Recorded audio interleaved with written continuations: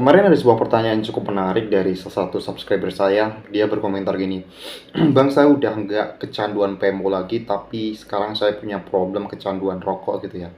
Menurutmu gimana, Bang? Nah, tentu saja saya akan mengatakan bahwa ya kalau bisa dihilangkan rokoknya, dihilangkan kecanduannya.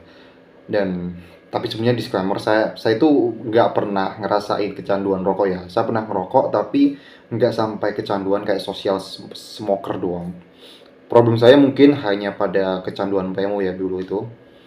Dan mungkin ini apa yang saya sampaikan di sini bukan sesuatu yang seperti saya menyampaikan tentang kecanduan PMO ya. Ya mungkin kalau misalnya Anda mau dengarkan ya syukur, kalau enggak ya enggak masalah, karena saya belum pernah menjadi seorang pecandu rokok, jadi saya nggak tahu strugglingnya keluar tuh gimana ya untuk keluar dari kecanduan rokok. Ini benar-benar subjektif dan berdasarkan pengamatan saya saja.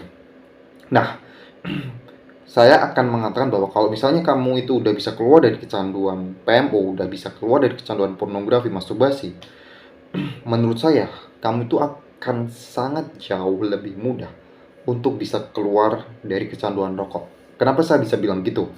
Karena gini, kalau kita berbicara tentang kecanduan pornografi,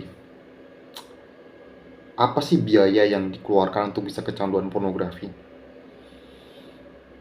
Tidak ada sama sekali. Ya mungkin dengan handphone doang, dengan paketan doang. Dan katakanlah paketan ya, katakanlah di rumah kamu ada wifi ya, cuman bayar berapa sih, 200.000 per bulan, 300.000 per bulan, dibandingkan dengan diri kamu yang kecanduan rokok yang harus mengeluarkan uang katakanlah sebungkus, sehari sebungkus 30.000 dikalikan 30 gitu ya, 900.000 sampai 1 juta. Peluang atau motivasi untuk berhenti ngerokok itu jauh lebih besar, secara ekonomi itu jauh lebih besar ya, karena bisa kita bisa menghemat dengan berkeinginan untuk keluar dari kecanduan rokok. Dan katakanlah gini, kalau misalnya dalam posisi sama-sama bokek ya, sama-sama bokek, nggak megang uang sama sekali. Nah, kondisi kita stres. Pilihannya adalah melakukan aktivitas PMU atau ngerokok. Kondisinya bokeh nih. Ya tentu saja yang paling mudah, tentu saja melakukan aktivitas PMO. Tinggal buka handphone, kemudian nonton dia di sosial media mungkin udah. Sedangkan kalau ngerokok, ada sebuah tembok besar penghalang yang secara biaya itu, kalau kita bokeh ya kita nggak bisa ngerokok gitu ya, mungkin diusahakan dengan minta rokok dengan orang lain, tapi kan effortnya tuh jauh lebih besar. Sedangkan kalau misalnya kita kecanduan PMO, kecanduan pornografi, ya kita di kamar doang, nggak usah pergi keluar, nggak usah harus nemuin orang. Dan kalau kita pengen rokok itu kan ada effort lebih gitu ya. Nah, kalau secara logika kayak gitu, itu jauh lebih mudah untuk keluar dari kecanduan rokok ya. Tapi sekali lagi ya, saya bukanlah orang yang pernah kecanduan rokok, jadi mungkin ini nggak bisa kamu bayangkan. Tapi saya akan menambahkan lagi ya, kenapa saya mengatakan bahwa kecanduan PMO itu lebih lebih berat dihilangkan. Dan kalau kamu udah bisa menghilangkan, kamu tuh menghilangkan kecanduan rokok ini akan jauh lebih mudah. Kenapa saya mengatakan gitu? Karena kalau kita berbicara tentang dorongan seksual, itu ada sesuatu yang natural dalam tubuh kita. Itu sangat-sangat natural. Meskipun ada beberapa orang yang bisa menekan dorongan seksual itu, kayak pendeta, kemudian kayak biksu, kayak orang-orang Buddha gitu, yang memang berpantang untuk melakukan aktivitas seksual apapun itu. Tapi itu ada sesuatu yang natural. Sedangkan kalau kita merokok, kalau kita pengen merasakan sensasi dari nikotin, kita tuh nggak butuh nikotin dalam tubuh. Kita nggak butuh nikotin.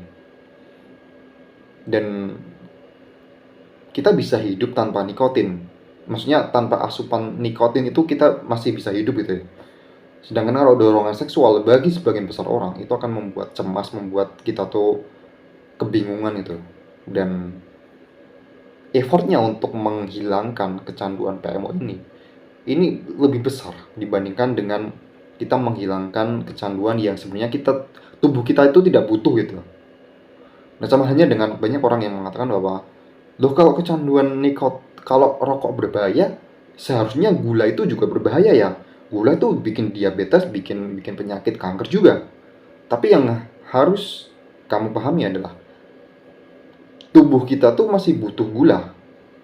Lain halnya dengan nikotin, tubuh kita nggak sepenuhnya butuh nikotin, tapi tubuh kita tuh butuh gula.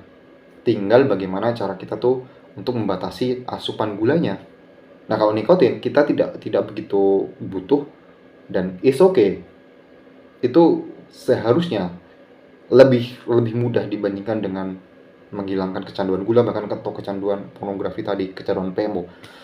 Tapi sekali lagi ya, kembali lagi, saya bukan orang yang pernah kecanduan rokok, jadi ini terlalu subjektif dan terlalu secara logika aja.